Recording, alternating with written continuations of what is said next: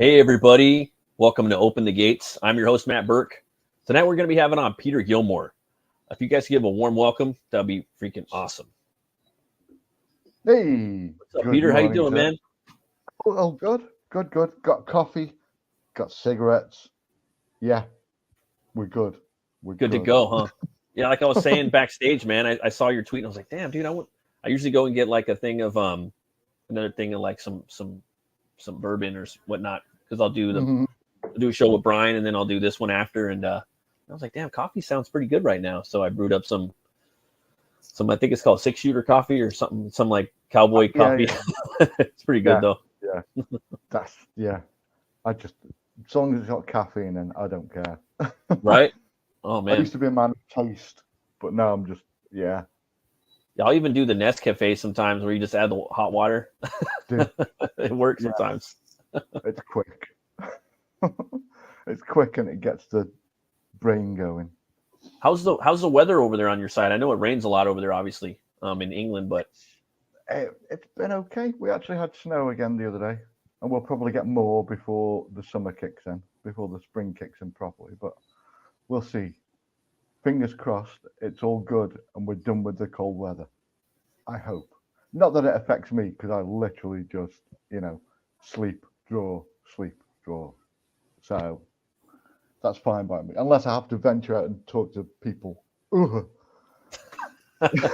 Yeah, it sucks, man. No, I used to have to deal with that too. I don't really have to deal with that no more. I used to work retail, and now I'm just like, I just switched, careers, and it's chill, man. And I get to kind of do more live streams. I could do more, YouTube videos. I get to work on my comics, which ultimately what I like to do more, and more time with the fam. So that's pretty cool. Oh yeah. I remember you from like old school. You're old school CG, man.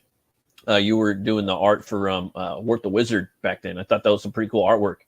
But you also illustrated Jack the Ripper Vampire Hunter. When that dropped, I was just like, wow, man. Just totally different art style. For I know who you are, but for those who don't know who you are, maybe you could tell us a little bit about yourself.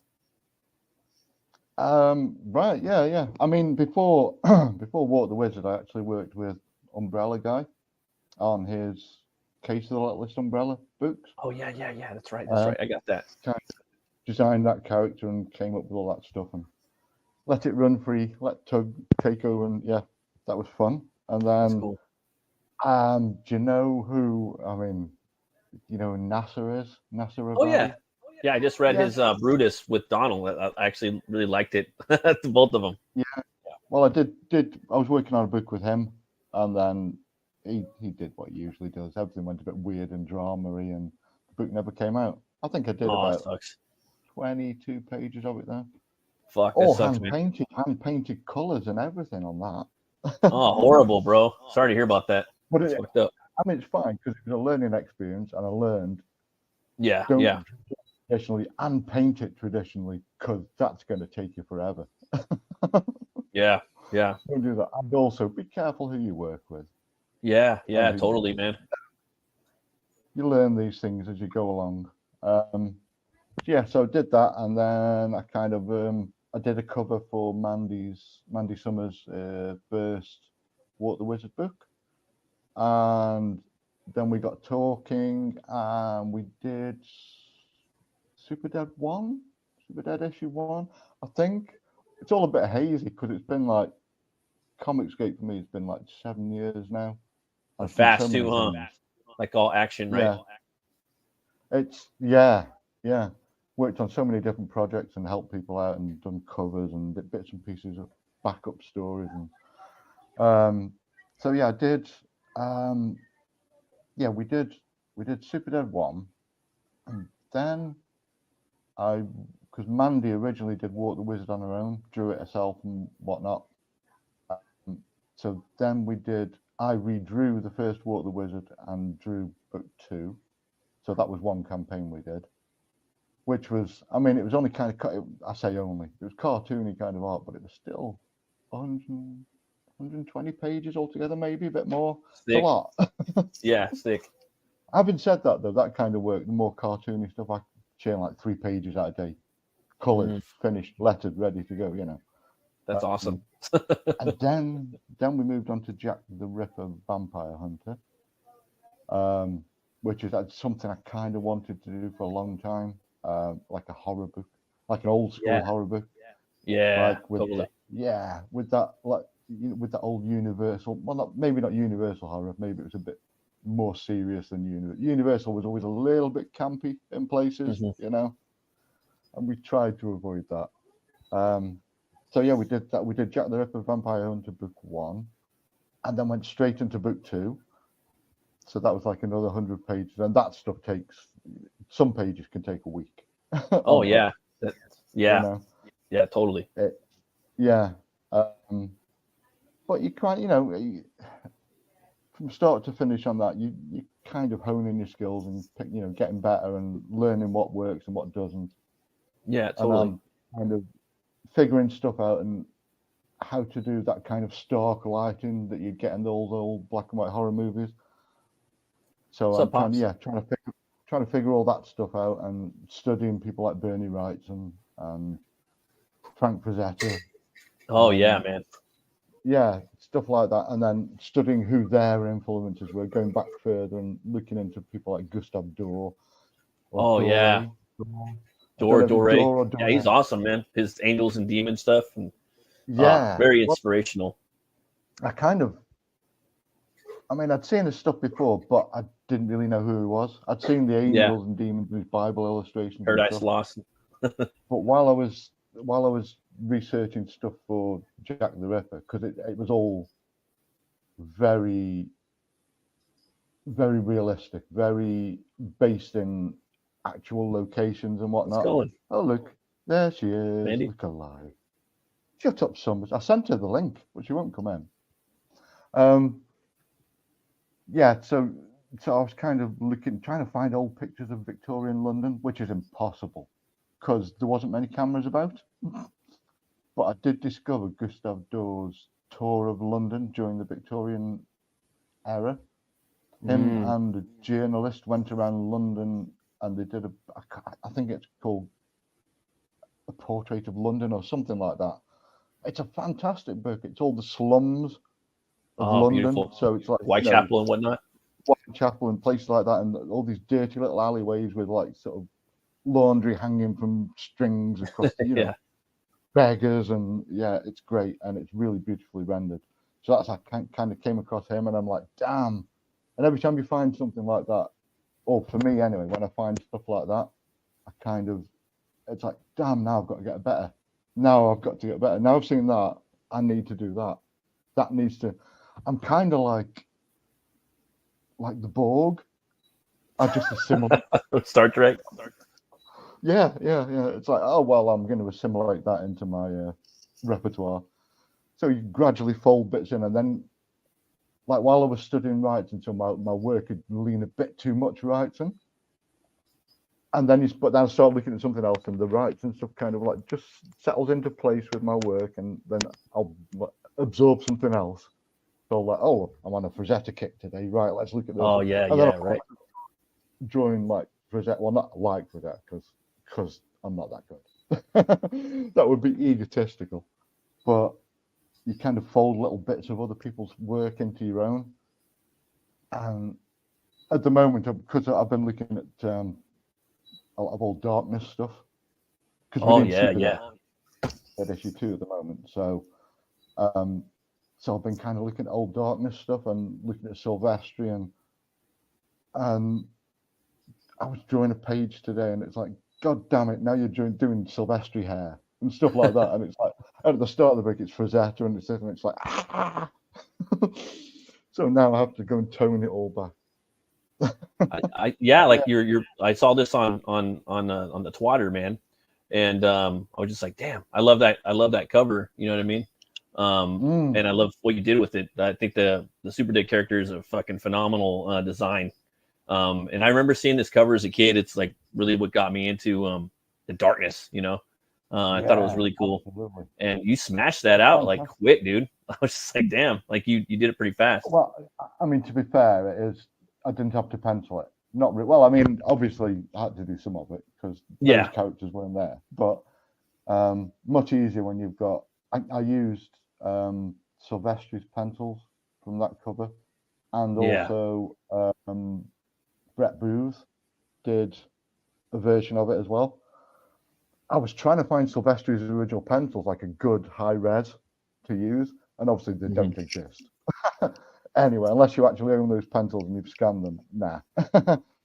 So, and then I came across Brett Booth, and I'm like, oh, and I'm like, no, this is different. Whose is this? And I'd like, so, and it's the internet, so no one ever credits anyone. Right. So then pulled down the rabbit hole of trying to find out who did the pencils on this. Oh, right, Brett Booth. Okay. I like that, but I also like Silvestri's, and so I kind of mashed them up together. Make things difficult for myself. Instead of using one lot of pencils, I take bits from two lots of pencil. That's cool, man. I really dig that. So why have I gone pink? Why have I gone bright pink? What's happened? It's the 90s. No. Now the monitor turned on and it turned off. And I've noticed too, like you're still growing, like you're hungry for inspiration. You're switching up your styles. You're fast. Just seeing you on Twitter, man, like it's been a real inspiration for me. And I see like a lot of the people that I like. Bernie, he's one of my top, in my top 10, for Zeta as well. Yeah. And I see that in your work too. And I know that you have a knack for the the old school horror movies, Universal, Hammer, and I can see that in all your work, especially like SUPERDEAD and Jack the Ripper Vampire Hunter. But I got blocked by the Hammer account on Twitter the other day. I saw that. That was kind of gay. Yeah, I saw that. Yeah, I was surprised, but it's almost like that's not even Hammer anymore. You know what I mean? It's almost like Metalu, or, like heavy metals, like rusted aluminum now. Yeah. You know what I mean? Like they're not even the same cats anymore, right? No, yeah. It was funny. What's that? No, that's not a rare color photo of Creature of the Black Lagoon. I saw that one that you did that's badass with Bride of Frankenstein. I was like, wow, man, this is such a cool piece. That was last summer I did that, I think. Can't remember. I lose track of all these things. When you were growing up, like who were some of your influences, like when you started out, man? For like comic book art, in general. Oh God. I mean, when I was younger, kind of I was into like the original Turtles. Oh yeah, the Eastman. Yeah. And then we kind of got into, there was like 4 or 5 of us, and we'd all do the thing where comic book day, we'd go out, buy stuff, all pile around someone's house and just sit around in the bedroom, just like read a comic and then swapping them with each other. And so we'd be like, Turtles, Watchmen. God, that's how old I am. Watchmen was still being serialized in floppies. That's cool, man. Yeah. That's fucking awesome. Yeah, someone like bummed everyone out one day by picking up Mouse. Judge Dredd, man. Mouse. Oh yeah, Mouse. Mouse. we're all like Turtles, yeah, and Tank Girl and things like this in 2000 AD, and then someone's like, yeah, Mouse, and we're like, oh, thanks. Well, that ruined the day. Fantastic, but not what a bunch of kind of, I don't know, 12-year-olds really want to be reading when they've just been reading about, mutant kangaroos and hot chicks in tanks blowing shit up. Oh yeah, I mean, like over there, man, like you guys had, heavy metal, like that was some of the coolest shit, for sequential art and comic books, Yeah. I mean, when I was really young, kind of Marvel and DC were really difficult to get a hold of. We used to get the weird kind of reprints. Yeah. Where and they weren't even that good quality. It was just shit, newsprint shit. Yeah. So, half the time you couldn't really see what was going on with the detail and stuff. 2000 AD was always a big one for me. Yeah, dude. Those big old magazine sizes, Yeah. Just for all the old, all the different styles of artwork and story, and you could go from sort of like a buffet on one page to God knows, Yeah. All you can eat. Yeah. You'd scrolling through like black and white line art, and then flip the page, and there's like an entire story hand painted by Simon Bisley. It's like, what the Yeah, like Bisley. going I on mean, here? he's in my top 3, man. I love Bisley. He's so Yeah. so inspiring. Judgment on Gotham's my fave. Oh Bisley. yeah. Oh okay. Just, I've never seen Batman drawn like that. You know, It's just crazy. Well, I mean, I talked to Preston a lot about him too, man. Like he gets these shapes and he forces this anatomy into these shapes, into these compositions. Like he stuffs them into that shape. You know, like you're going to be a triangle right now. You're going to be a right triangle, and you're going to like it. And it's like, oh, you're going to put the shoulder in there, and it's just for the composition. Weird. It's weird you should say that, because today, or rather yesterday, whenever the last time I was drawing was, a few hours ago, because I did that darkness thing, and I was kind of looking at Silvestri's kind of compositions and stuff. Yeah. And that's one thing that just clicked with me today. Like, don't draw the thing, draw the composition, and then fit the shit into those shapes. You know, that's another thing that's clicked with me today. It's like, that's cool. Yeah. So yeah, that, I mean, I don't know why I never picked up on that before. I mean, I kind of, when I'm drawing a page, the whole page is, I treat the whole page as one composition. I know some people do it panel by panel, but I kind of like the whole page to be a thing. Each panel's got to be a nice composition, and then the page has got to be composed correctly, and then even where the lettering goes, which is why I do everything myself. If I drew something and someone slapped letters all over it and it was in the wrong places, I would go crazy.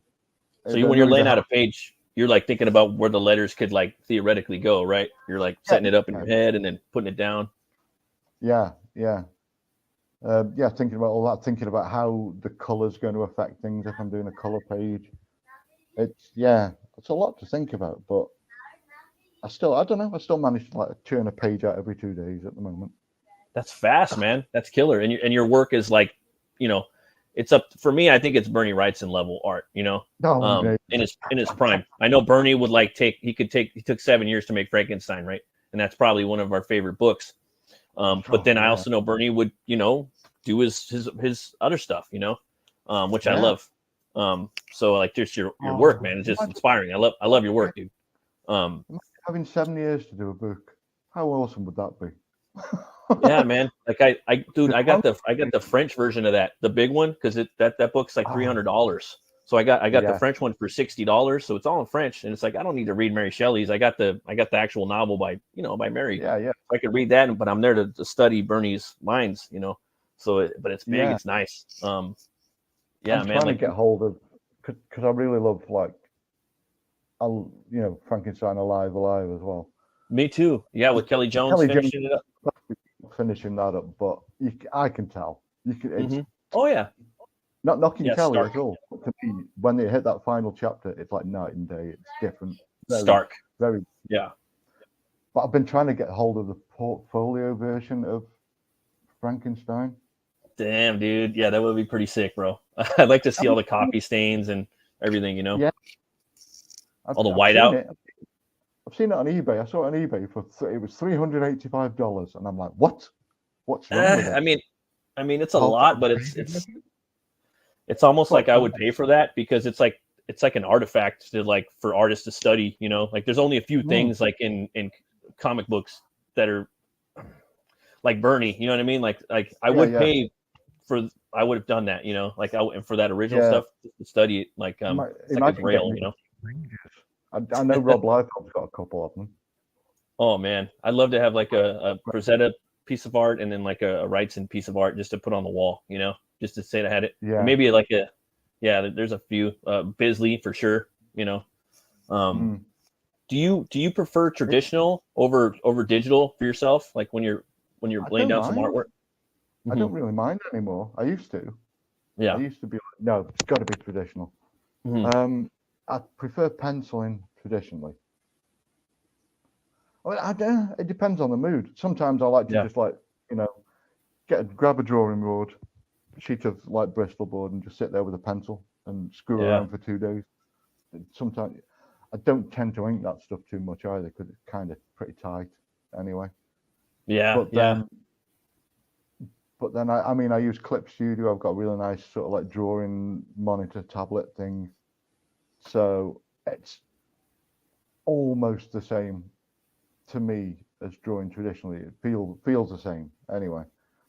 I only ever, even when I use digital, I only ever use like 1-2 brushes, 2 pen, digital brushes. I don't use any of the fancy crap. And For you, is it faster digital compared to traditional? Not faster. I can just, it's a bit freer. You can screw around with it a lot more. So, like if I'm doing something traditionally, by the time, like I say, it probably takes a couple of days to do something. By the time I'm getting towards the end of that 2 days, you start getting a little bit terrified that you're going to fuck it up. Yeah, totally, dude. It's like commit to the bit, right? I've got 2 dogs as well. And one of them's like a huge mastiff. So he runs around and snot and spit flying over the place. Big old bull. I'm like diving on a grenade, diving on the artwork, and he comes bounding into the room. That and looking at stuff on the internet. It's like the other day I was watching a live stream and someone said something really hilarious and I got coffee all over, a spat coffee. Oh. I was doing a piece, like I wanted to spill some coffee on it because I wanted it to give that sepia tone. You know what I mean? Should I spill some coffee on this? And I was talking to one of the guys. He had me. He commissioned me for a piece, and we were talking about like Doom Patrol and just like the crazy stuff that they would do, And I'm just, with the art, you know what I mean? Like cutting things out, gluing it on, gluing down, like different gray tones and sepia and whatnot. And just like trying to think outside the box for fun, That's crazy, man. I actually had one question for you. Well, maybe 2 or 3 more. Who's your favorite metal band?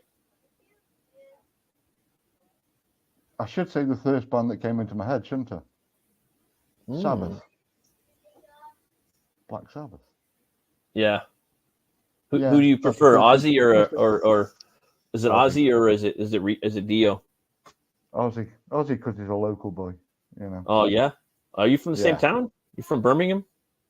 Near enough. No, my town's where Lemmy was born here. So we've got Lemmy, Ozzy just down the road. We've got Slash. Slash lived here for quite a while, which people don't. Oh, thanks, appreciate it. Hell yeah. Yeah. Dude, I just started like kind of really getting into Dio with Black Sabbath, man. I'm not knocking Dio. Dio was fucking great, Yeah. Dio, the dude can scream, can wail. Yeah. What a voice. But I don't know. Ozzy always sounded a little bit sarcastic as well. I like that. Yeah, kind of and like they're the OGs, Yeah. They're the original. For me, like they're the first metal band, and then like for me, the first like fast, aggressive, heavy metal band after them was Motorhead, like that's because they brought the double bass and the aggressive vocals, and I don't know, man, like that's kind of how Motorhead was my first gig. Motorhead and Girls School. Yeah, awesome. And they were late. They were really late turning up because Girls School were on a TV show like hundreds of miles away, and they had to travel to the gig because they were in the charts with "Please Don't Touch." Yeah, so they ended up going on late, but we didn't mind. And then the week after, I saw the Cramps. Oh, okay. That's cool, man. Yeah. Got to sing with the Cramps for like half a song. So you had a band too, huh? What instrument did you play? I had a few bands, yeah. Awesome. Singer, mostly bass. Singing. Nice. Hell yeah. I play a bit of guitar, drum, play a bit of everything, to be honest. That's awesome, man. Have you been playing lately, or? I don't get time. It's hard, huh? The comics just kind of consume everything, right? Like you can't play video games. Well, you can't play music. It's all creative stuff, isn't it? So if I'm putting creative stuff out by picking a guitar up or something, I don't know. I don't really get time to do the music stuff anyway, which is I mean, I do love music. You know, I write songs. I still write songs occasionally and mess around, but you know, it'll never get heard. I like, for me, like, I mess around on guitar, but I wouldn't consider myself really like a guitarist, but I get with my buddy Dave. He does, you know, we've had multiple bands together, and I'm like, hey dude, can we do like a song? Like we did a Butch Cleaver song. That's one of my characters, you know, and I'm working on another book, Hell War. So now it's like a Viking bounty hunter. So we're working on hopefully 3 songs for that one. And it's kind of a cool way, because we're not playing live. I don't know, the cool way to create and make songs, and I don't know, kind of marry the comics and the metal together. I don't know. I have fun doing that. And I think bass, dude, like bass doesn't get love enough in metal or in rock. Started off just singing. First band I was in, I just started off singing and songwriting and stuff, and then the bass player went off to college somewhere. So I'm like, screw it, I'll play bass. There's only 4 strings. How can that be? No, it's and I've noticed that too, like a lot. Like back when we were playing, I was just like, yeah, it's cool. We got a bass player, you know, like bass. Fuck yeah, bass. You got to have it there. It thickens it up. And then later on in life, I'm like, damn, the bass players just they don't get enough love, and then the songs, they don't have enough. Like at least the music, a lot of the music I listen to, they don't have enough bass, like kind of stops, or start the song with the bass line. You know what I mean? Or have that bass solo in the middle. Like let's get some of that going. You know what I mean? It's really cool. Like one of those bands. What was it? Kind of learned to play bass by listening to Flea and Les Claypool. Oh yeah, Primus. Yeah. So I'm like, oh yeah, I could do that. Sure. Oh, what's up? Hello. Hello, brother. What are you doing, you slag? What's up, Pete? Right, dude. You guys are doing another SUPERDEAD, right? Like, yeah. Trying not to draw like Fujita. At the moment I'm drawing stuff and it's like stop doing it. Draw like yourself. Stop drawing like other people. I used to be like that, and then I was like, nah, fuck it, we'll even up. Yeah. So yeah. I think I've reached that conclusion myself. It's just like, it is what it is. I drew it. It's there. What's up, Brian? What up, you sexy bitches? Well, Brian's got to be a follower. Follow me over here. Good to see you, sir. Yeah. And good evening, good morning, good afternoon, good evening, good morning. Yeah. What time is it right now in lovely old Albion? 4:30. It's 4:30 in the morning. God damn! You got up at 4:30 in the morning to talk to this dude? Yeah. Okay, if that's what you want to do with your life. I was drawing all day. I finished penciling a page, and I was like, had some food. Fuck it, I'm going to bed. And I went to bed at like 8 o'clock. Oh man, my sleep schedule is just all. Mine is too, dude. Yeah, comics. It seems to come with the territory in some odd way. But that's cool when you work for yourself. Like you make up your own schedule. It's no big deal. Yeah. It's not the healthiest thing though. I've got friends who are like, they'll say to me, "What you lazy fuck." I know people used to tell me that too, because I'd sleep to 1 o'clock. I know. Exactly. It's like I was working till 6 a.m. Yeah, they don't understand that. They think that you went to bed at the same time they did and just never got out of bed. Yeah, I know, right? It's crazy. I wish I could have. I wish I could afford to lay in bed half the day. You know. Oh, for sure. Yes. They don't know the painstaking detail. And you're doing an amazing job. But yeah, I'm gonna refill and let Matt take back control of his stream. No. I will not be giving Matt back his control of his stream. Yo. Fuck that. Yeah, I figured out the other day, because I met up with like some of the other UK people around Comicsgate. We all met up like, oh, that's cool. A year ago, February. Nice. And I realised that was the last day I had off. Oh wow! Damn, it's like been a month already. Even Christmas Day, I was working. What? Well, I got idiot. I got your campaign up right now, man. The SUPERDEAD 2. Nice. You guys have a trailer right here. Was wondering, it's cool if I We share do. it. Yeah, play it away. Trigger we go. warning for people with photosensitive blah blah blah. It's Hold on really your butts. flashy. Yeah.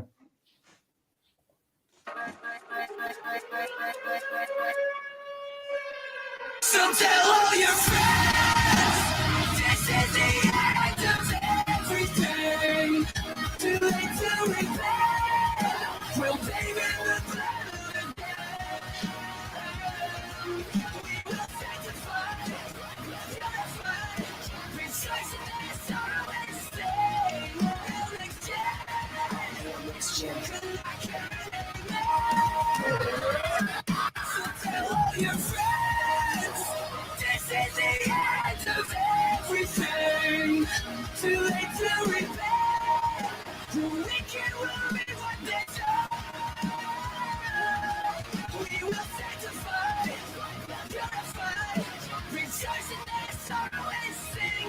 Oh, held again. Could not carry somebody call me. Pretty cool, man. Who did the music for that? I have no clue. You'd have to ask Mandy.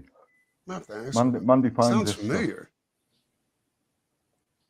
It's usually, I mean, she'll say, "Oh, I've got this tune, whatever," and it's someone she knows. It's like, whatever.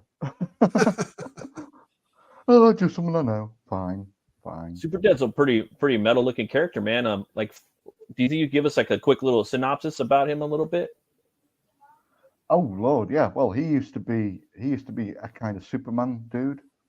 Oh, okay. Protector of the city, goody, all this kind of stuff. And then while he was fighting a villain way back in the day, there was a crystal. He destroyed this crystal, and it absorbed all this evil, bad energy. Oh, okay. And it kind of warped him, and started. He's one of these guys that struggles. He struggles with the light and the dark, the good and the evil. So he went and hid away in the sewers for years, and like devolved into he was Captain Valor, and then he kind of devolved into this character Devour. Different power okay. sets, lots of darkness and kind of necromancy in there, and shadow powers, and you can slip into the shadows and pop out somewhere else. Kind of a bit of a teleporty thing going on, and obviously he now has to eat flesh to survive. Oh, wow. That's which cool. is always a good thing with a horror book. So and he faced a new hero came along to replace him. He kind of got forgotten. He got pissed off. He brooded. He got angry. There was only one person who kind of remembered him, or so he thinks anyway. That was this little girl who used to like sneak out every night and like give him a flower, and I remember you. Hey, mister. Little girl in a raincoat coming and holding a rose out for him, and very artistic. It's a badass cityscape. I was about to say, yeah, I love like this. It Digging sets it. the tone. I was just thinking that, man. I love the cityscape, bro. I had to go. I drew that and had to go back into it and de-ruin it a bit because it was fucked. The whole city. Backgrounds are just as important as the main character, especially in situations like this. Damn straight. Yeah. Well, it's another character in itself, isn't it? Exactly. I think. Yeah. Yeah. Plus, it's all about your composition, and There's a lot of guys that are minimalist. They want to put as little as possible, and I'm like, dude, you can't do that. Like, not when it comes to stuff like this. I mean, I do sometimes. Sometimes, if there's like a close-up punch or something going on, I might not put anything in the background because I want to draw attention to. Oh no, I'm talking about like the big splash page that you just did, where it was like setting the tone and mood of the book. Right. Get it? Yeah, got to get into that. Yeah. Right. I'm one of these idiots that draws bricks. Hey, look, that stuff counts, right? Yeah. It does. It adds to the atmosphere of the book. I mean, like that. If you go back up to the double page thing with that. That's beautiful. That one there. Yeah. Figuring out because it's a sewer, so it's like curved. Curved. Amazing. And it's a bend in a sewer, and the ceiling's curved. I'm like figuring out bricks on a fucking bent surface in perspective, going off in That's two a weird directions. perspective. Like, Well, and people that aren't familiar with Peter, you know, it's like when we first encountered your work, it was okay, and we didn't know that there No, was he another guy. did. But there was another guy, another Peter Gilmore, that was hiding in plain sight. That I mean, the stuff that I mean, your work's amazing. I've read the first Super Dead, loved it to bits. Was like, gee, another zombie book. Do we really need another zombie book? Yeah, it turns out. yeah, I mean, it's not really a zombie book. I think exactly. stuff like The Walking Dead did that really well, where it's a zombie book, but it's not about the zombies. It just so happens it's in a zombie-filled world, you know. Right. That I kind of like that kind of stuff. You know, a sci-fi book with aliens and blah blah blah, but it's not really about that. It's about, you know, you could take any story and set it in a weird. Yes. If you do it right. Yep. I love this page right here too. You got him like sitting on his throne, and you know, I haven't read the book, but got these crazy like, you know, gothic characters, you know. That's me. Evil kid and leaning into the Frazetta a little bit too much there. Oh, you can never lean too much into Frazetta in my book, man. I like that scene too. Yeah. That scene's badass. Are you doing this digitally, Peter, or is it by hand? Bit of both. I kind of pencil stuff. And then paint it digitally? Yeah, because the pencils are good enough, I think. Yeah. Are you coloring it? Yeah. Oh shit! So you wearing all the hats? Damn. Damn straight. Yeah, Serious? I don't trust anyone else to do it. Nah, yeah, I totally agree. It's like I can't let my babies go to anyone else. You know? Well, it's like when I get pages from an artist, right? I'm like I always ask them, who do you want inking this? Who do you want coloring this? Right? And they'll usually have a person that they like, but you want to make sure that you get somebody that's gonna do a job that the artist is happy with. And of course, in your case, you know, you're your own customer. Yeah, there's nothing that ruins good artwork better than the wrong colors. Yeah. Oh my God! Preston showed we were talking about Bernie Wrightson one night, and he has this beautiful hardcover book, and he showed on one page it was a comparison of these beautiful pencils by freaking Bernie, right? Bernie doing Bernie, and then on the other side, somebody let their child go ahead and color them, like crayons. It was just like Peter. I'm totally on board with what Peter says because Brian knows I'm a fucking asshole when it comes to colors. And I don't know if you can trust it. Like, here's the deal. Like, there's colorists out there that'll do a switcheroo on you where they'll give you like sample pages that look fucking amazing. Yeah. And then once they get on the book, it's like, but that sample page is the page that they've spent 3 days coloring. Exactly. When they're doing your book, it's gonna be like, fuck, a whole book. Yeah.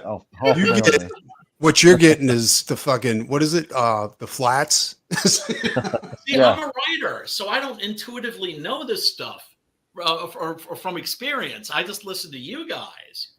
But yeah, I mean, look, there's no reason why everybody can't be happy. Make sure that, like, you know, that your artist is happy. Well, it's not being happy. I don't think you understand it. Like, it's not about being happy. It's about making a work look the way, like, tell me if I'm right, Peter. Like, if you put a few hours into a page, like maybe 4 or 5 hours, and then you're like, this page is fucking great. And then you turn it over to a colorist and he fucking ruins it. That's what I'm saying. It'll piss you off. You're not going to be happy. You're not going to be happy about that. It's about you. Like, the main goal is to make the project as good as possible. Yes. You know? I'm a pretty easygoing guy. I'm polite, but I've learned to stop doing that now. I've learned to stop doing that. like, nah, fuck you, that's shit. Do it again. Exactly. Yes. Yes, and look, speak up. It's you know if I know if like Preston's not happy, it's like shit. Let me know. I mean, to be honest, I'm He has kind let of me that way know. with I'm kind of that way with myself as well. You know, and You have to even if I be. spent 2 days drawing something, I'll go back. I always go back and look at it the next day, and I'm like, no, that's dog shit. That's shit. That's shit. That's shit. Do Well, I that think the again. problem is that we hold people up to our standards. You know what I'm saying? It's the same standards that we hold ourselves to. You know? Yes, which are high. And one of the good things, I say good, one of the good things about working with Mandy is because we've known each other so long, she has no problem with telling me when something sucks donkey balls. That's important. But she says it so sarcastically, and it cuts me to the bone. And I get really angry and rage around for like an hour, and then go back and like, nah, she's right. But when you've developed a working relationship with somebody, you also form a certain shorthand, right? Like I find in my scripts, I don't have to put in as much description, right? Yeah. It goes a little more like the Marvel style. And I've reached the point working with Mandy now where if I show her a page, send her a finished page, and I don't get a reply within maybe half an hour, I know it sucks. And she's trying to break it to you. You see, he's trying to find a way to kind of cushion the blow. Yeah, but I love her to bits, but even Mandy's cushion blows are like, why is that motherfucker look like? What was it? Who's that Count Chocula looking motherfucker? Yeah, but you need that. That's Yeah. when. No, I'm being serious. Like you need that. Yeah. You need people to be critical. Like I told Brian, I don't need people being yes. I got a handful of people I ask for like criticism from. You know what I'm saying? And that's only because if you like go public and you're like, hey, what do you guys think of this? You know what I'm saying? You're gonna get an opinion from everybody, you know? And then some people just want to fluff your pillows, you know what I'm saying? You don't need anybody. But at the same time, like he'll draw something not as I imagined it, but then I'm like, but it's better. Do you know what I'm saying? And it's just like you always go with like whatever the coolest idea always wins, right? So I don't mind if he fiddles around with my script a little bit, right? And doesn't do everything. When I do it like panel by panel script, I always ask the artist to approach it Marvel style because he's the storyteller. Right? Well, you and Mandy have been working together for fucking ever, right? I mean, for a while. Do you ever 5 years? I think we've done how many books? I don't know how many books we've done now. I've done a pretty good bit. Like, 4, have 5, you 6. do you ever like read something that you wrote down and you're like, nah, that's not going to work visually? Absolutely. And then you're like, I'm gonna change this up to make it work the way it's supposed to. And also you write to your artist. I do stray. I obviously don't stray from the story, but I do stray from how she's got it paneled out or something. Or exactly. But and I think that's important to a working relationship too. Yeah, like, you know, it's a tug of war. But not really. I don't see it as a tug of war. Like it's more like a collaboration. Yeah. Oh yeah, for sure. Yeah. And you know what? That's the fun part. It really is. I think that artists or writers with artists that aren't at that total, complete collaborative level, they're missing out. They're cheating themselves because the book's not going to be as good, and also you're not going to have as much fun. You gotta have fun, man. That's like the whole You point gotta of have doing fun. this. If we're making comic books they're a bitch, and we're not dude, having fun, we're being unprofessional. Yep. Yeah. Compromises, collaboration. It's got to be fun when something's going to take up possibly Absolutely. 5 months of your life. It's got to be fun. Yes. If you're not enjoying it, then why are you doing it? Don't do it. Exactly. Yeah. I'd like to check out some of your tiers right here too, man. You got some cool stuff. You got a Dale Keown cover is what you got. You got a Dale Keown cover right there. And do you know Badass. what? We didn't even ask him to do it. He just did it. It's a badass character, man. It looks like fun. I could see why you'd want to draw it. Did you design the character, Peter, or? Yeah. Well, we kind of. originally it was going to be when we first started doing it because we'd just done Walk the Wizard. So originally it was going to be kind of a cartoony thing. Yeah. Where he was a zombie who wanted to be a superhero and he just kept getting shit wrong. Like, rescues a cat from the one I always say is he rescues a cat from a tree, takes it back to the little girl, he's like, I got your cat here, and it's got a big bite out of its head. Stuff like that. Boy Scout. And then I think I drew like a more serious version of him, and Mandy's like, oh yeah, well, we've got to do that now. We More can't metal, do the stupid, we've got to do the weird one. And then we started talking about all the sick shit we could do. And for sure, most of it probably See, that's the didn't fun part right there. We'll collaborate. Yeah. We both had fun doing it, So you What got about you got this cute innocent character here. Like, can we just kill her? you can't kill a child. Yes, we can. Yeah, you can. I mean, that's interesting that you went from the story went from like basically like a newspaper comic strip kind of a thing to like a horror movie, to a horror comic. Well, with a name like SUPERDEAD, anybody can go. I mean, to be honest, you look at the name SUPERDEAD, it could well be a dumb little, cartoony, funny kind of thing. SUPERDEAD. But no. But when you play it straight, it's just more fun. I always feel. Oh yeah, definitely. Yeah, it's definitely more fun. You got a few covers up on here. You got the regular cover. This featured tiers. It's got all of them on it, right? And the original part one. It's pretty cool. We did have for the first 24 hours. Well, we extended it to 48 because people wanted it. We had like a holofoil version of Dale's cover. That's dope. Which sold really well.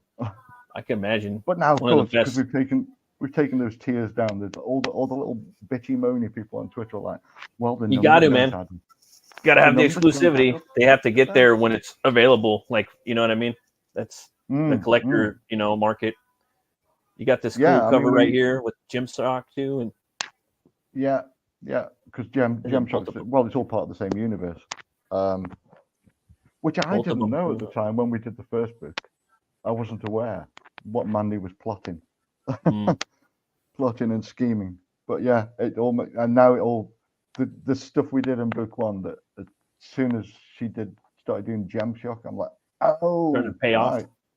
That makes sense now. And you got Gem-Shock and Devour on a cover, huh? Mandy doesn't quite agree with me, but every book we've done is in the same universe. That's cool, man. Wizard, Jack the Ripper. They've all got the same brewery in them. I put it in every book. And right here, you got the original SUPERDEAD. People can pick that one up. Yeah, with a new cover. I like that. The t-shirts. Yeah. Then Atlas Omega. Yeah. I got the link up at the top of the stream if you guys want to check it out. Anybody wants to back? I was looking at this character that you were speaking about earlier, Peter, in the sewer fighting those ghouls. I think his name's Alpha, or it's Omega Atlas. He's the main protagonist or villain in this book, right? Antagonist. Well, yeah, he was the bad guy in book one. He's the hero that kind of took Captain Valor's place when Captain Valor turned into Devourer and disappeared. Nice. He took over. I like that as the hero of the city, but he's a dick. Right. He's very much Homelander-ish. I like that. And then you got Jack the Ripper on here too. Yeah. Well, a couple of people asked for cash up tiers and this, that, and the other. So we've got books there, so printed. Let's Work the Wizards. You get the whole catalog, and I like this. You got some original artwork on here too. Well, these tiers, the Stuntman bundles, they're from. So we did a round of funding on our website on stuntmancomics.com, and there were different covers and stuff there. So it's the original artwork for the covers and the trading card that we did on there, and also the only place where you can the books that come with it are all the covers from the website funding. That's so you awesome. can't actually get those anywhere else apart from in these tiers now. So you get the art and the books with it, everything in the picture, huh? Yeah. Pretty cool, man. You get the artwork, three books, and a trading card with those. It's a killer deal. I love that cover you did for the reprint of the first one, where it's just you can see his eyes, only. Oh yeah, yeah. I think I've been looking at Spawn. Oh, Spawn's awesome, man. I did that Spawn art contest for fun. Brian Caicedo had me. He was pushing me and pressing to do it, so I got in there and I could do one, and it was fun. I'm glad he pushed me to it. It got me some work. So Hell yeah. Hell yeah, man. I was going to enter that, and then I just didn't get the time. And I wanted to. I really did. I couldn't either. Spawn's awesome. It was too much shit happening at once. yeah, man. Yeah. Knocked me Or out I'd start doing it. I did actually start a couple, and I'm like, well, this could be Devour, and this could be SUPERDEAD, so fuck it, this is SUPERDEAD. Exactly. Yeah, exactly. Why draw someone else's, you know? Oh, for sure, man. I love that cityscape. I love what you're doing with this world, man. Anyone that hasn't picked up this book, come and check it out. Back it. They're only on the second issue. You can catch up, and also Jack the Ripper Vampire Hunter looks fucking awesome. All the It reminds me of It is. It reminds me of early Lady Death, like with what was his name? The first artist that created Lady Death with Brian Pulido. I can't remember his name. Oh, The black dude with the bald head. He died of cancer in the late 90s. Fuck. No, Stephen I can Hughes. see his face. I can picture his face, and I can't. I think it's Stephen Hughes. I think it was. Yeah. No, it's like the guy who created Static Shock. No. He created the whole. He created Evil Ernie and the Lady Death universe. Oh yeah, Okay. Evil Ernie is awesome. Oh man, And then he died. He died of stomach cancer or something like that. Oh God, that's sad. that sucks. Nobody mentions his name anymore, but he was so influential. And this is artwork reminds me of that, like the early Lady Death stuff. I just backed, by the way. I had to get the Dale Keown cover. That's just too sweet, man. That's just too sweet. Just yeah. Dale, Come and check this out, man. This book looks They're all dope. cool, Yeah, I always used to look at Dale's work for like the rendering and stuff and all the detail and the lighting. and then because in Dale's stuff you can see the stuff he's influenced by. You can see that he loves rights and then stuff like that. And so he would, for a while, my artwork started leaning very Dale-y, Dale-ish. As you pick up things, it becomes prominent, and then eventually you kind of blend it in with your own stuff more. Right. But that isn't that what we all do? We all kind of like have our influences and a little bit from here, a little bit from there. Yeah. Right. And I'm hopefully totally down with that, man. something new. Yeah. Yeah. I just did not be cool with that, but now I lean into it. Like if there's something that somebody draws something way, I don't give a fuck. Like if it looks, I mean, originality is overrated. Yeah, no, it is. Oh, no, that's cool. The way I see it is that it's okay to mimic your influences. Yeah, but definitely. Yeah. You're not wired the same way they are. So eventually your style is going to vary from what they're doing. You know what I'm saying? You're So burst out. Exactly. Yeah. Exactly. Like you're never actually going to be a carbon copy of anybody. You know? But No, it's like why should like you I was be? saying, You should be. when I first see I'm sorry, something, Peter. I was going to say when I first see something, you do kind of lean into it more, doing, oh, that's cool, and you kind of lean into that. But like I say, eventually it just settles back into your style, and you just Exactly. like I say, I'm like the fucking Borg. I assimilate shit. Resistance is futile. I gotta know, Peter. Speaking of Borg, what's your favorite movie, man? What's my favorite movie? Favorite Jesus. movie, and if you can't pick one, then you can pick three. Oh, all right. I can Choose do three. wisely. I could say American Werewolf in London. Hell yeah. Excellent I choice. can say, and here's one that some people go ooh or ooh at. Mars Attacks. I love that one. It's all right. That book's That's pretty brutal too. And, And I want to say Creature from the Black Lagoon, but Revenge of the Creature is more my favorite because it's more of a monster movie. Really? You would put Revenge over Creature and Walks Among Us? Yeah, maybe. How could you, Peter? How could you? It's Ryan's more, bullying you, isn't it? Yep. it's I don't know. You It's got bastard. that King Kong thing. It's got the captured monster that moves on a rampage. You know. Yeah, no, that is Cool. it's still a great movie. It's still a great movie. It's just that the suit isn't as good because they designed it so it could have like an air tank in the back. Yeah, I like the stuff where he's wandering around on land, and it's like It's clearly fantastic. really difficult to fucking walk in. You know. And that It's like costume still holds up. It still looks like it's real. It's crazy, yeah. When you see some of the, I mean, I know it's probably AI enhanced, like the really good photos, like set photos from on set. It's wow. One of my And I've favorite forgotten the name. monsters. What's the lady's name, Brian, who designed him? I can't remember. Yeah, I know. Got him. Poor I woman can't gets remember. forgotten. But yeah, no, She was she's horror royalty for sure. That was Creature was my first Halloween costume when I was a wee lad. Oh, cool. The wee one. What did you think of Gilman and also from Monster Squad, if you've seen it? And also, what did you think of the creature from Shape of Water by Guillermo del Toro, Peter? I mean, the Monster Squad one was cool. Monster Squad's just an awesome movie.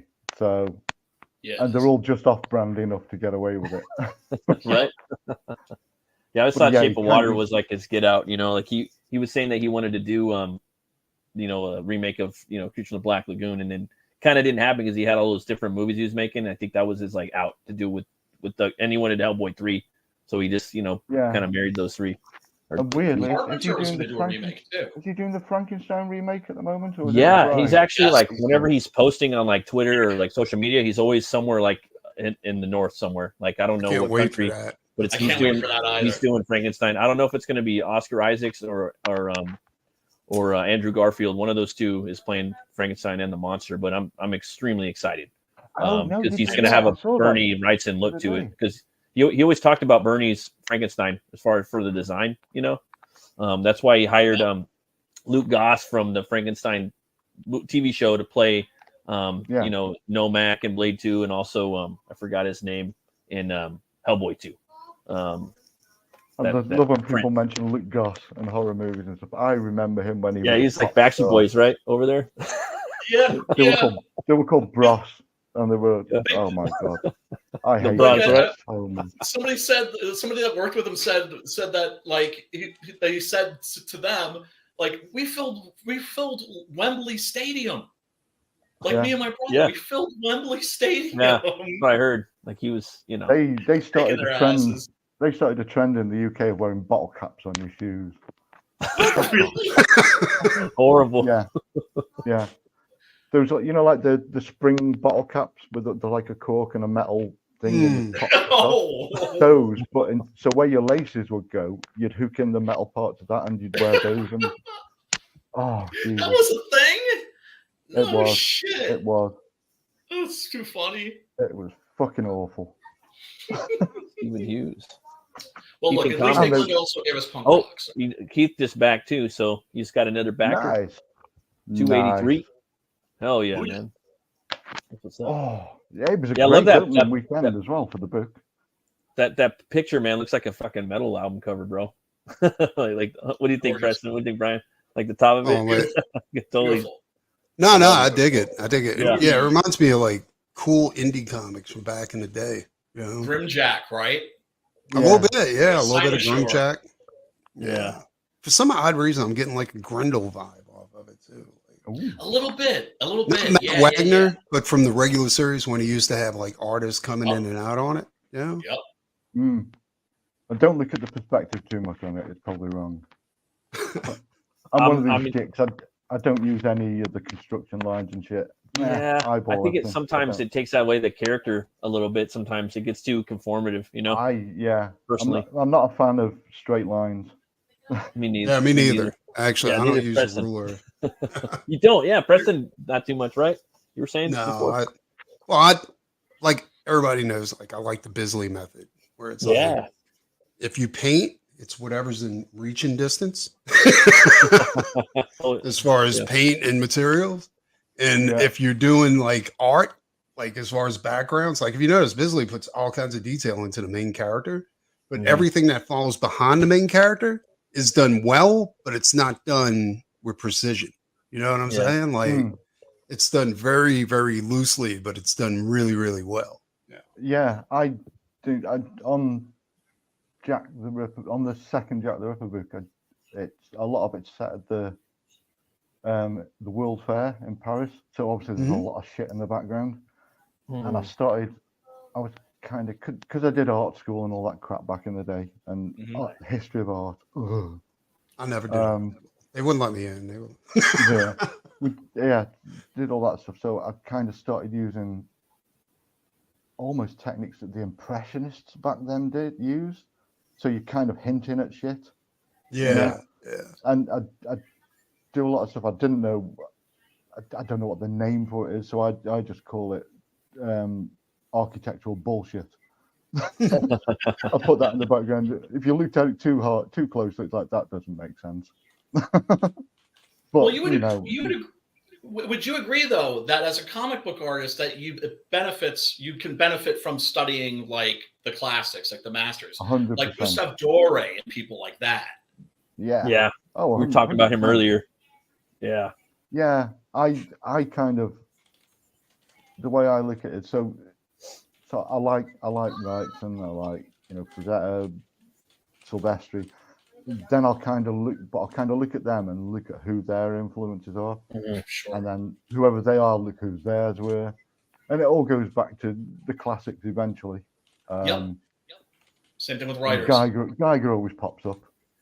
I've always been fascinated with like the pencils of like classic artists.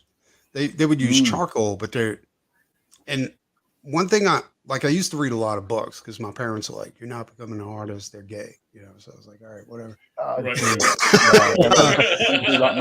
You've obviously never seen Iron Maiden's album covers, but whatever. And what fascinated me, because I would go to the library, I'd check a bunch of shit out, is that when they were studying anatomy, they would actually have a corpse, and they would open the corpse up to see what the muscles were like and stuff. So the drawings that they will make were highly detailed. You know what I'm saying? Grey's Anatomy, that's still being used. Yeah. And so I mean, it always tripped me out. And anatomy done really well is like the most brutal thing you've ever seen before in your life. You know what I'm saying? But anatomy done overly rendered and not well it's terrible. But like Nick Mandibat, the guy who did Cybernary back in the day, he only did like a few books, and it was like Cybernary, and that was it. And it was a backup story in the back of, I want to say it was not Bloodshot. It was one of Jim Lee's books. It was about the ex-Navy SEAL, whatever. And so Mandibat did Cybernary as a backup story, and his anatomy was really, really good, and his artwork was super dark, right? And it just blew my mind. But he was dying of cancer while he was doing that whole series, And eventually, cancer got the win on that one. See a pattern forming with really fucking awesome artists and cancer. It's crazy how that happens, man. But if you look at most of the heavy metal artists, you know what I'm saying? Like the guy who did Den, who was that, Brian? That Corbin. Richard Corbin, man. Oh man, his anatomy was fucking brutal. Dude. You know what I'm saying? I mean, he was a boss. So ahead of his time in so many ways. Well, and it's interesting because like one of the quotes that always comes up for me when we have discussions about art is what Neil Adams said when these what's the quote again?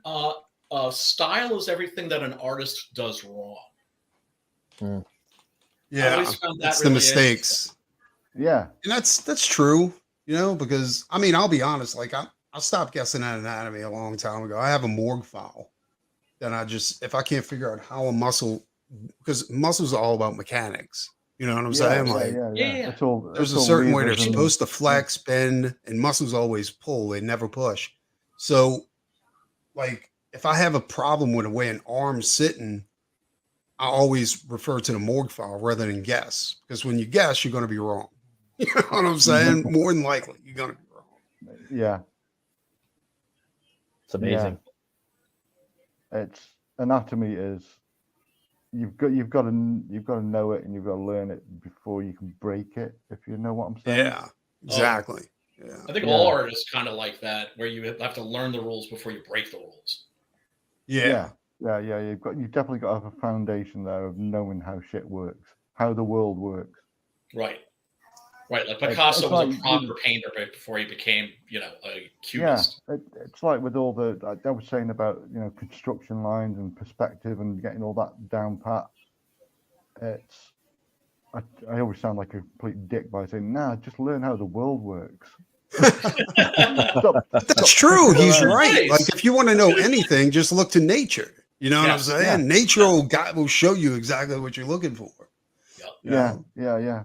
Just learn how to see. Does that make sense?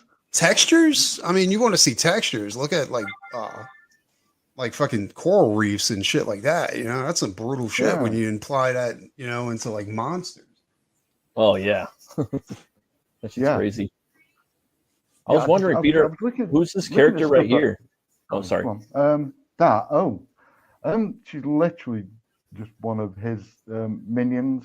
Oh wow. He's got all these different creatures that he's, zombies and bodies and pretty powerful, huh? Raised from the dead.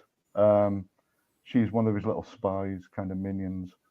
And I drew it, and then after I drew this page, I'm straight on to Mandy saying we need to make a book about her. Just a spin-off, just expanding that lore. How she, why is there a skin nun? Why has this nun got no skin?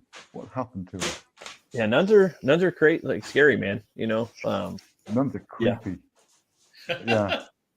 Catholics. Entire genre, an exploitation genre called nunsploitation. In case you gentlemen, I know. I didn't know that. I mean, I know there's a lot of like nun type stuff in comics, and I mean, obviously the nun, and then, that makes sense. Yeah, I mean, I totally want to do a book about that character where she goes back and wreaks vengeance on all the perverts in the Catholic Church.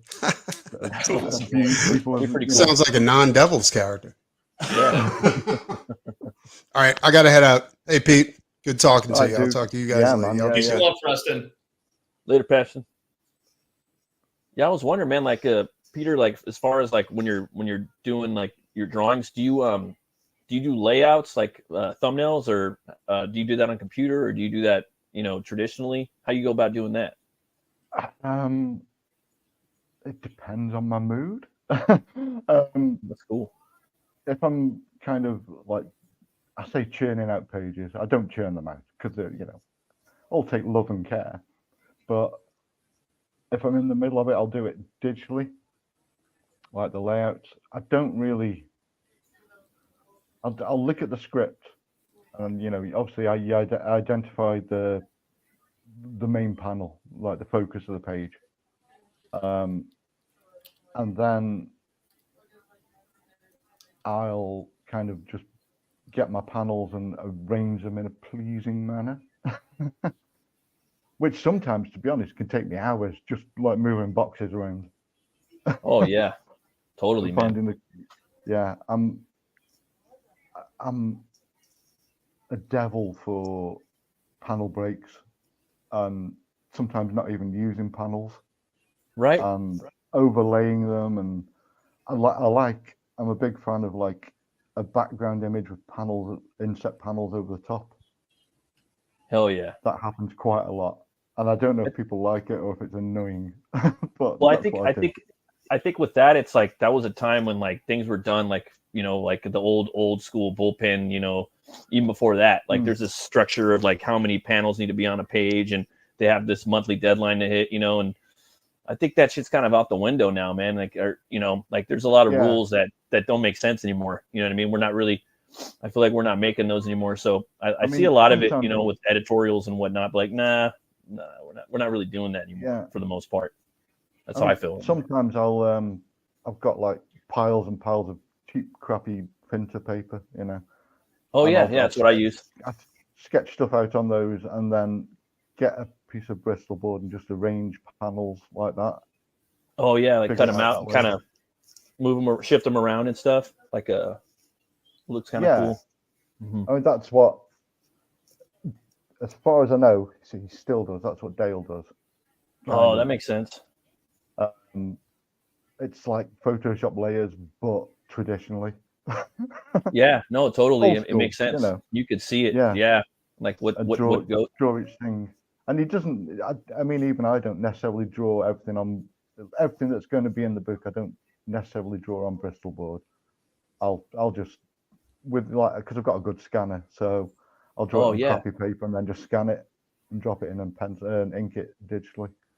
One of my favorite all together. artists, Walter Simonson, does that sometimes. Like he'll just start drawing a picture, and then he like part of the head won't fit on the page, so he'll just grab he'll have a Bristol and he'll just grab like some printer paper and tape the paper to the printer paper to the Bristol and finish the head.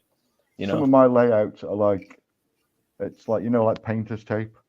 There'll be like just, I don't know, 10 pieces of printer paper all like mashed together with tape and I'm like how does this happen? Like something like that, or what Simonson was doing, like how does this happen? It's because when you're in your zone, that artistic zone and that artistic flow, nothing should get in your way, and it has to get out of you in that moment. So you have to grab things sometimes, and you have to get it out otherwise you can ruin the piece, or you won't get your vision put out there. So now I'm like, okay, that makes sense. That's why people do that sometimes, because otherwise you can sometimes get even I'll just be sitting doodling and I'll draw a really kick-ass kind of bit of anatomy or a hand or something. It's like, oh, that's badass. So that goes that goes on the pile of like might use that later, and then that's cool. Later on it'll get. Sorry, got messages popping up on my screen. Get off my screen, thank you. I gotta know, man. You got a favorite beer? Favorite beer? Not really. To be honest, I don't have time to drink anymore. Yeah, right. I drink usually just on the live streams. For the most part, Usually unless I'm just doing something crappy, and because I don't like hangovers anymore. Yeah, I mean, they kind of hurt, right? Especially you got work to do the next day. Especially like I'm old, so it takes longer to recover these days. Yeah, we can't go out and go pub crawling and pull all nighters back in the Tizay. I always ask. Oh wait, what were you saying? I was going to say, having said that, last month it was my birthday, and I normally don't bother because when you get to a certain age, it's like, who cares? But I got dragged out. Kicking and screaming, and we of went round so many pubs, and I lost like 3 days. I was still working, and I look back at all the stuff I'd drawn, and I'm like, dick. You can still do it. It's just you're gonna pay for it. That's like I tell all my young friends, party, get your partying in now. Absolutely. Like do it in your early 20s, and I tell them just start working, save, get a tiny house, and save your money. Plug in your parents' driveway, live there, save your money, work hard, and then if you really want to party in your late 30s, early 40s, if you have to have that, but you'll be set up. I always tell people that that are in their early 20s. That's what that. And if you're into comics, study every style of. I mean, this, Peter. So does Preston, but study every style of art. Sculpting, painting, penciling, inking. Digital, that's what I wish I had done more in my early 30s. I don't know. Yeah, I mean, I kind of, because I did that art school thing for that's dope, dude. 4 years. 4 years, and it was everything from ceramics to fashion design to illustration, graphic design, fine art, all that kind of stuff. And at the time, a lot of it, I was too young to appreciate it. What we were doing. Yeah, you're just like all the hormones and I do not want to make a ceramic pot and blah blah blah. Fuck that. But now you're drawing the pots, right? Yeah. Or something, right? Or now you're designing clothing because that's a new character design. So that's why you had passion. And now I appreciate it all. It's like okay. Now they know what they're doing. And Yeah, even that's stuff like I awesome, worked as a photographer for quite a while, and Really? even that now I'm like, yeah, that's Oh, all shit. helped with composition, and there's not a lot I haven't done. I like Well, this I piece mean- right here, man. Where the Oh, two guys yelling at each other. It's awesome. All these Yeah. covers, man. You really killed it, bro. Like they're all Not fantastic. even a I mean, cover. they Not are. even a cover. oh wow. It was just promo art originally, and Love it. now it's the trading card we're giving away. So I like the Sweet. shirt too, man. The shirt's awesome. It kind of reminds I me still of made that a cover. Right, kind of reminds me Matt? of what's that? That should be a cover. This right here? Yes. Yeah, that's a cover. nah. I was gonna say the character kind of reminds me of Peter. Do you ever watch Subspecies? Oh God, have I seen it? I know. That's I the know. best. With the vampire, Radu. Don't think so. I don't think I'm seeing it. I think it's one of those things that like I keep seeing it, and I'm like, yeah, I need to watch that. It's a hard recommend. It kind of SuperDead kind of reminds me of that. He's like Brian. If you want to elaborate on Radu a little bit, do better than me. You know, in the 90s, there weren't a lot of horror movies being made, so the ones that were being made by Charles Band. He created a label, Full Moon, and they were like direct to video, right? Yeah. And some of these movies, or most of them, are crap or shite, but some of them are really good. And the one that you should definitely check out is Subspecies 2. You can skip Subspecies 1, in my opinion. But the vampire that's in that Radu Vlatislas is very much like a coffin worm kind of a vampire. Yeah, he has like like the Max Schreck like scythe-like claws in these elongated fingers, and his face, of course, is totally hideous. But then he has like this like hair, like he's like from like a Norwegian death metal band or something like that. I think you get a kick out of it. And the actor who plays him, it just chews up the scenery. Like if you want to see a really great scenery chewing, hammy performance, like On Purpose, Anders Hove in the Subspecies films. Yeah, I think you dig it, man. Yeah, I was just like, wow, and like just the whole like it felt like a Hellboy comic brought to life. That was like you know how like he deals with like Baba Yaga. I don't know if you read any of the Hellboy stuff, but I don't know, it just had like the monsters like talking to each other and just kind of going about, because he has his mom, she's like this dead witch, and they're in like this morgue. Mummy. And this he calls her Mummy. They're in a crypt, Mummy. you know. Yeah, and it's just oh, mummy. We need the mummy. We need more mummy comics. That's what we need. And they and also what's great about those two is they were all shot in Romania. Yeah, dude. Like because it would turn out to be very cheap to shoot in Romania, but then it's set in Romania and you're actually there, and so they've got these like beautiful like castles and these incredible locations that they're perfect for a vampire film. Yeah. Yeah. Oh, yeah. It's amazing, man. Just I've been looking into for something else, for another thing, like the area around the Black Forest in Germany. Wow. Oh yeah, I want to go there, man. That's on my first travel list is Germany. That's one of the spots too. Insanely immense, like dense forest, and then in the middle of it all, like a stunning, almost like a Disney castle. Just what? Yes. King Ludwig's Neuschwanstein. Yeah. And there's no strategic position. There's no reason why to be there strategically. No, it's not in a defensible position or anything. No. It's just fuck it, put a castle in the middle. It was pure German high romanticism.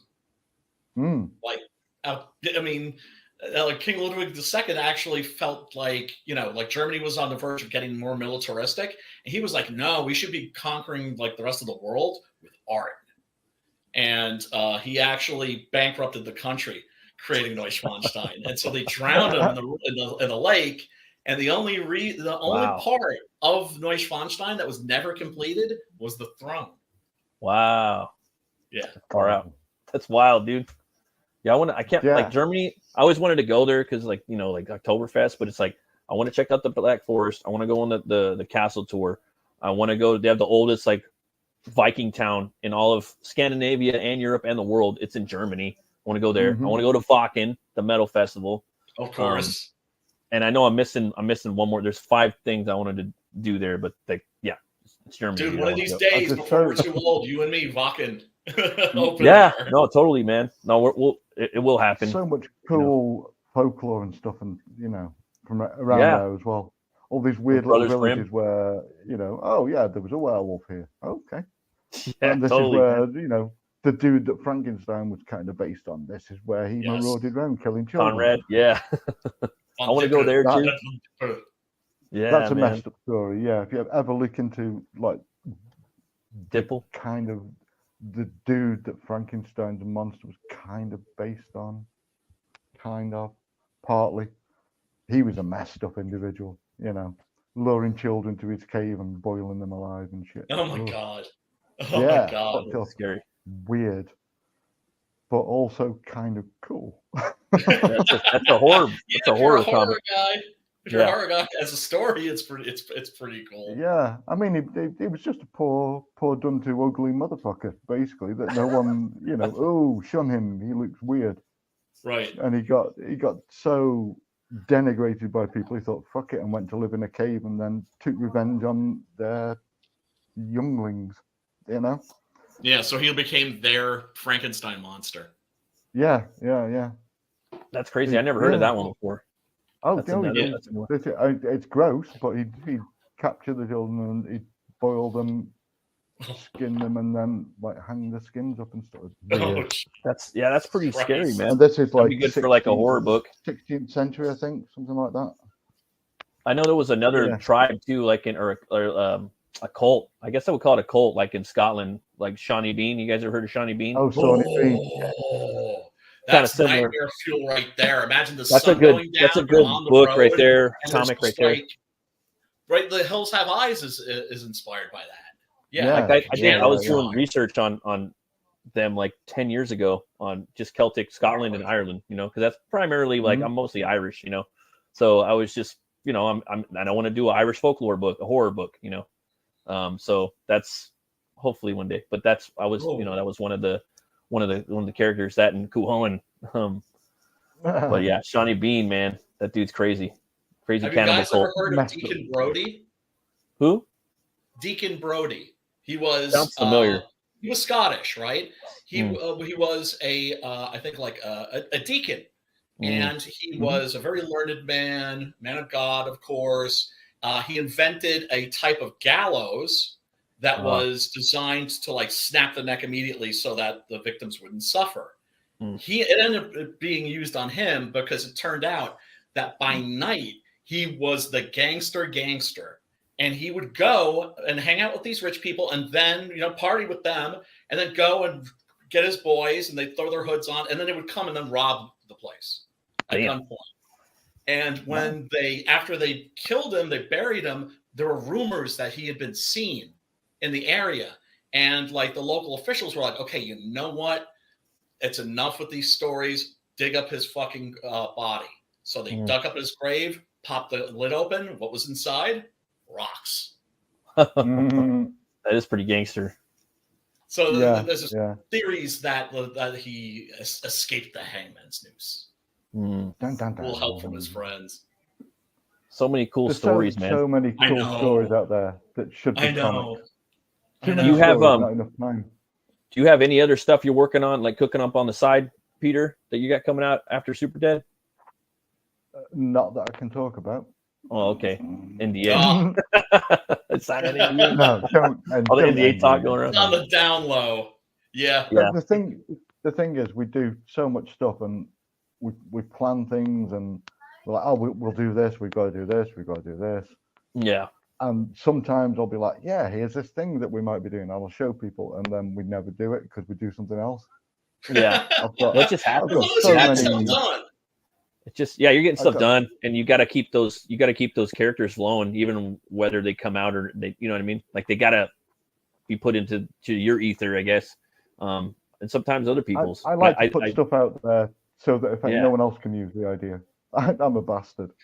Yeah, hashtag it. You know what I mean? No, you got to do that. You know, Manny. hashtag whatever character you created. You know what I mean? On as many like platforms as possible. It's a poor man's copyright. I do the same thing. You know, like I got St. Patrick Snake Slayer. You know, that's the book I want to do. You know, Nice. St. Pat. You know, I haven't seen anybody make St. Patrick a badass that I could find. You know, and I wanted to do that. You know. Yeah, that's a cool So idea. that's one of the books I want to do, you know, and that probably won't get it done for like 7 or 8 years. Me and Brian are working on the Puritanian next. It's a, you know, vampire hunter book. A Hammer horror Vampire- movie on acid, on the brown Yeah. acid Nice. stock. Yeah. I Well, swear to God, fellas- when I finally shuffle off this mortal coil, someone's going to go through all my stuff and be like, "What the fuck is this?" But isn't that a What is good it? thing? It's like Anyway, 20 pages of some random comic that I've never shown anyone, you know, stuff like that. Oh, we That's all a have lot those of that things that we stuff, don't man. want anybody to see. Yeah, for sure. It's Fellas, not like that. It's just now's not the time to show it off, you know. So I just like shelve it and then forget about it, and then remember like 3 years later, oh shit, what about that thing? you can turn it into an ash can, or even So into many, its own books, so book. many. Yeah, if I get an idea in my head, I'll literally sit and spend and churn out like 10, 15 pages of it, and That's then just put it amazing. away to one side and never show anyone. That's cool. Well, yeah, I mean, well, that's the thing is you have to keep productive, and not everything needs to be seen. Yeah. Not everything's ready. Not everything is ready for prime time. No, Fellas, course, I mean, I do all have to that kind- boogie. No, sorry, I do have to boogie. And dude, why did you like blow me up? Where can people find you? Oh, okay. Yeah, you can find me on the YouTubes at Brian Christgau. You can find me on the Twitters at Brian Christgau. You can find me on the Facebooks at Brian Christgau. And everybody, go and back SUPERDEAD 2. I read the first one. I loved it. Peter is like one of the biggest talents in our scene. And I am. go back this book because I just did. Peace. Later, brother. Peace out, Peter. Peace, Later. bro. Yeah, And man. then number 2. Yeah. Well, like that, Right. the book you guys are working, you and Manny work on some dope books, man. I can't wait to see where you guys go next after this. You know, maybe some more. I have 3 or- no clue. I Yeah, have right. no clue where we're going next. Um, I just get told, draw this. I draw that. no, that's good, man. And I've just following you on Twitter. If no one, your Twitter is Peter Gilmore Art. Yeah, Whoever's watching right should there, follow him right on Twitter. there, He's got right some there. awesome art right there, like he's saying. And if I guess anyone needs any covers or commissions or bits and pieces, I'm always available. I can always find time to do stuff like that. I think I've done.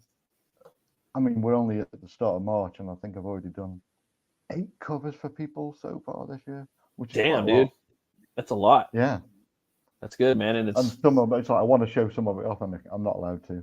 That kind of stuff. that's you know. good though, man. That's like a good thing, you know. Like you got, it's like you got a Yeah. couple in the barrel, you know. Well, Damn I straight. guess we've been going about an hour now, man. I guess we could call it right now. Thanks for Yeah, coming man. on. It was my pleasure having you on. I'd love to have you on again. No problem.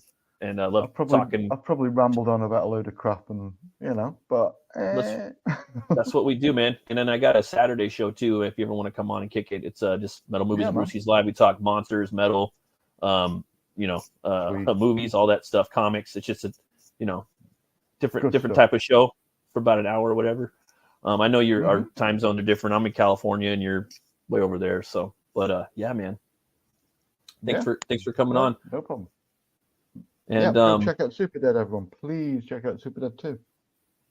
Yeah. Links in the description, maybe, probably something. oh yeah, links at the top, pinned at the top, and it's in the description. And I mean, Fantastic. like you said, people could find you at Peter Gilmore Art. Yeah, at And, Peter Gilmore on Twitter. I do have YouTube, but I don't use it, and I will. I promise I will. Although we can live stream on Twitter now, can't we? So, I've Yeah. got more followers on Twitter. Oh, that's Big it's audience. always a new spot to be streaming from. It's always good to yeah, try yeah, to yeah. cover all your bases if you can. I got to work on that too. And But yeah, yeah. thanks everybody Yeah. for watching. And thanks for coming on. And always remember to be bold. Oh, I'm sorry. No, sorry. Oh, I thought you were saying something, brother. My bad. No, I was going, yeah. Yep. Hell yeah. Be bold, be brave, and roll the bones to know your role. I'll see you guys later. Bye.